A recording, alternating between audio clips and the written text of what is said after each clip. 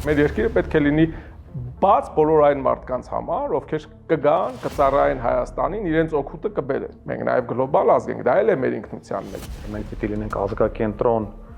կամ ազգային պետություն, թե դրա ժամանակը անցել արդեն։ Ազգայնականության վրա կառուցված յուրաքանչյուր բան վերջը փլվում։ Մենք նաև պետք է փորձենք լինել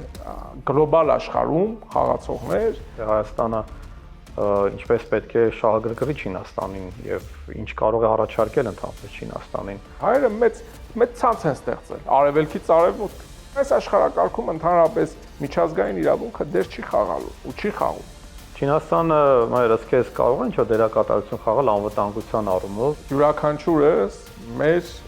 ուղղությամբ, եթե կրկնաջան աշխատենք, ապա ինչ-որ մի բան կփոխենք։ Այբուբենը մեր ինքնության կարևորագույն տարրերից մեկն է։ Կարևոր կետ եկանք Հայաստանը ինչպես պիտի դիմադրի այդ ճնշումներին։ Ամեն դեպքում նրանք լինելու են այդ ճնշումները։ Հայաստանը պետք է մի բան անի, ամեն ինչ անի, որ Հայաստանը չհայտնվի այդ գերտերությունների բախման կիզակետում։ Մեր հիմնական խնդիրը պետք է լինի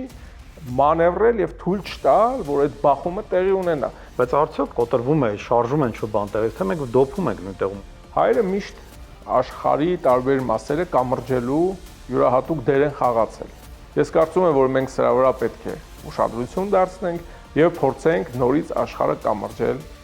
իրար հետ։